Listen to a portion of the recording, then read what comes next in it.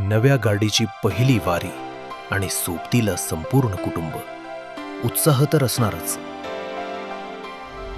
Hello guys, this is my blog. आज आपण चाललोय महाडच्या गणपतीला आणि आपण तिकडे खूप मजा करणार, खूप खेळणार आणि आपण थोडी शॉपिंग पण करत. या रविवारी आम्ही निघालो एका सुखद प्रवासाला. स्टिअरिंगवर भावाचा हात आणि मागे मुलांचा धिंगाणा. प्रवासाची खरी मजा तर या गोंधळातच असते.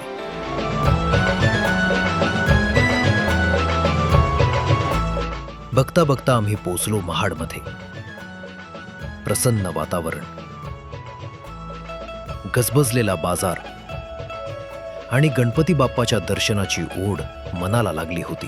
रविवार असल्याने मंदिरात भाविकांची खूप गर्दी होती, पण मुलांच्या खोडकरपणामुळे रांगेत उभे राहिल्याचा थकवा जाणवलाच नाही. बाप्पाचं दर्शन झालं आणि मन तृप्त झालं. मंदिराचा हा देखणा परिसर, तो शांत तलाव आणि श्री गुरुदेव दत्त मंदिर, इथल्या कल्पवृक्षाखाली डोकं टेकवलं की एक वेगळीच ऊर्जा मिळते. दर्शनानंतर पोटात कावळे ओरडायला लागले होते. मग काय, झाडाच्या सावलीत बसून वनभोजनाचा आनंद घेतला. या जेवणाने थेट गावाची आठवण करून दिली. इथूनच जवळ खोपोलीला गगनगिरी महाराजांचा सुंदर मठ आहे हे समजलं आणि आम्ही तिथे पोहोचलो. पाण्याचा खळखळाट आणि मंत्रांच्या स्वरात मन अगदी शांत झालं.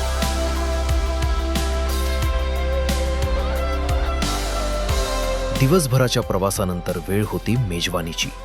नवीन गाडी घेतल्याबद्दल ही ट्रीट होती माझ्या भावाकडून, म्हणजे अजितकडून. थँक्स अजित, जेवण अगदी भारी होतं. रात्री 10:15 खोपोली सोडली आणि 11:30 आम्ही मुंबईत सुखरूप पोहोचलो. नवी गाडी, भक्ती आणि फॅमिलीसोबतचा हा दिवस कायम आठवणीत राहील.